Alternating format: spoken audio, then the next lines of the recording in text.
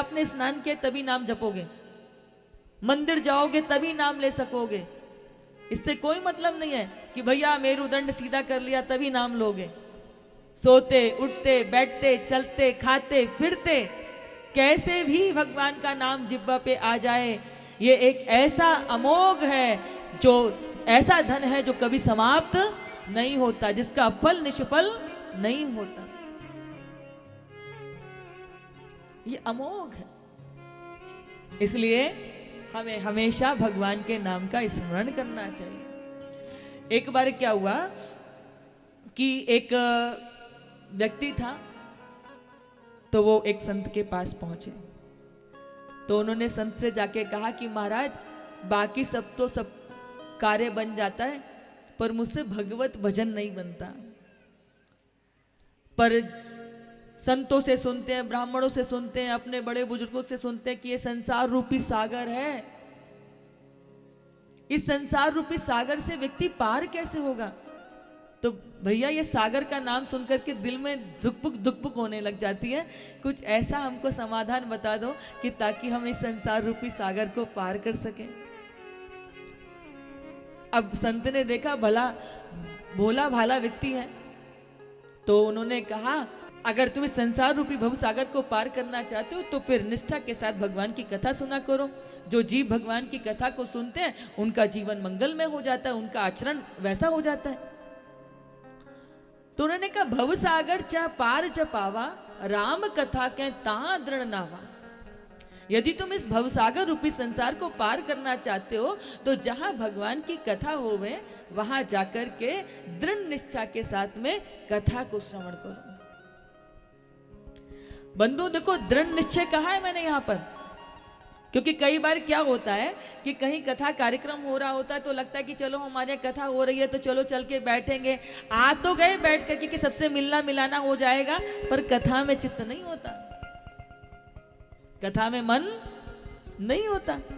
बोले यदि कल्याण चाहते हो तो दृढ़ निष्ठा के साथ में जब आप सुनोगे तो वो संस्कार आपके भीतर बैठता है। तो उन्होंने कहा महाराज, मैंने तो पहले ही आपके सामने अपनी कमजोरी बता दी थी कि मुझसे सब कुछ होता है पर भगवत भजन नहीं बनता। कथा में 3 घंटे कैसे बैठूं, इतना सारा काम फैला हुआ है, दुनियादारी फैली हुई है। ये सागर को थोड़ा छोटा नहीं कर सकते ताकि हमारा भी काम बन जाए, आपका भी काम बन जाए? तो संत विचार करने लगे, तो उन्होंने लगा कि अरे मेरे पास आया है तो कुछ ना कुछ तो इसका समाधान करना चाहिए। तो बोले ठीक है, मन संदेह मोह भ्रम हरनी, राम कथा भव सरिता तरनी। लो, अब इस भव रूपी सागर को मैंने छोटा करके क्या कर दिया, नदी बना दिया, सरिता बना दिया। अब तो नदी तो पार कर लोगे, सागर का तो ओर छोर नहीं दिखाई देता, पर नदी का तो किनारा दिखाई देता है ना। इसीलिए तुम मन में से सारे संदेह मोह को भ्रम को हटा करके भगवान की का भजन करो, उनकी कथा कहानी को सुनो, तो तुम इस जो है सरिता को तर जाओगे। बोले महाराज वो तो ठीक है कि आपने सागर को सरिता बना दिया, लेकिन तैरना तो उस नदी में भी पड़ेगा ना। आप जब सागर को सरिता बना सकते हो, नदी बना सकते हो, तो उसको थोड़ा और छोटा कर सकते हो, तो कुछ और हमारे लिए कर दो, हमारे पास इतना पुण्य बल कहाँ है। तो वो कहते हैं अच्छा चल चिंता मत कर, यह चरित जो गावई हरिपद पावई तेन परई भव कूपा।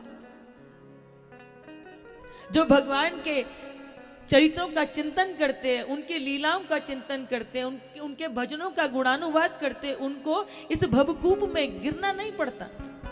तो वो व्यक्ति बोला महाराज आपने नदी को छोटा करके कुआं तो बना दिया, लेकिन नदी में गिरते तो कम से कम कोई देख तो लेता, बचा तो लेता। यदि कुएं में गिर गए तो हमें तो कोई देख भी नहीं पाएगा और हम तो डूब के मर जाएंगे। कुआं तो बहुत गहरा होता है, और वैसे भी कुएं के जो स्रोत होते हैं ना, वो भूमि में समुद्र से ही जुड़े हुए होते हैं।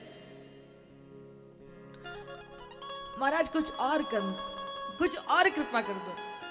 अब संत बोले भैया ये तो ऐसे आया, इसने तो मेरा उंगली पकड़ के पूरा पहुंचा ही पकड़ लिया। अब मेरे पास आकर के इसका समाधान नहीं हुआ तो फिर तो मेरा भजन करना ही व्यर्थ है। तो तो उन्होंने कहा चिंता मत कर, अच्छा चल मैं तुझे एक और अच्छी सुंदर सी बात बताता हूं। तो कहते हैं कहा ही सुनही अनुमोदन करही ते गौपद इव भवनिधि तरही। जो भगवान की कथा को कहता है, सुनता है, अनुमोदन करता है, वही संसार रूपी सागर को, जितना बड़ा गौ का चरण होता है, ते गौपद इव भवनिधि तरही, वो गौ के खुर के समान इस संसार रूपी सागर को पार कर जाता है। अब गाय का चरण कैसा है, कितना छोटा सा होता है। बोले कि भगवान की कहा ही सुनई अनुमोदन करही ते गोपद इब भवनिधि तरही, वो गौपद के समान इस संसार सागर से पार हो जाता है। अब तो भैया मेरा पीछा छोड़ दे। बोले महाराज बाकी तो सब ठीक है, कलयुग का जीव है ना, जल्दी बातें, इसके तर्क वितर्क बहुत चलता है, ये बुद्धि ना बहुत तेज चलती है व्यक्ति की। बोले आपने छोटा तो कर दिया, ते गौपद इव भवनिधि तरही, आपने यहाँ पे फिर भव ला दिया, फिर तरना ला दिया। अरे जिसको तैरना नहीं आता वो तो छोटे से जलाशय में भी डूब जाता है। ये तैरने की, सागर की, भवनिधि की कहानी पर अब फुल स्टॉप नहीं लगा सकते, पूरा हैंड ब्रेक नहीं लगा सकते कि इसको खत्म ही कर दे कहानी को। तो महात्मा कहते हैं भैया दुनिया में बहुत देखे पर तेरे जैसा मुझे कोई नहीं मिला। पर कहते कि चिंता मत कर, जो गुरु होते हैं ना वो गुरु ही होते हैं, उनके पास हर चीज का तोड़ होता है। वो कहते हैं नाम लेत भव सिंधु सुखाही, करहु विचार सुजन मन माही। जो व्यक्ति अपने जिह्वा पे राम का नाम ले लेता है, बड़े बड़े भव सागर भी सूख जाते हैं। इसलिए तू तो भजन नहीं कर सकता, मत कर, कथा नहीं सुन सकता, मत कर, तप नहीं कर सकता, मत कर, व्रत नहीं कर सकता, मत कर, मंदिर नहीं जा सकता, मत जा, नाम तो ले सकता है ना। तो नाम लेत भव सिंधु सुखाही, करहु विचार सुजन मन माही। तू तो भगवान का नाम ले ले, और नाम कितना छोटा है सर, 2 अक्षर का, राम, कृष्ण, हरि, हाँ कितने छोटे छोटे से नाम है। लेकिन व्यक्ति देखो आप कि भगवान ने जितने हमारे लिए व्यवस्था की, जितना हमारे लिए सब सुगमता दी, हम भी भाई आलसियों में के जो हैं वो हैं सरताज।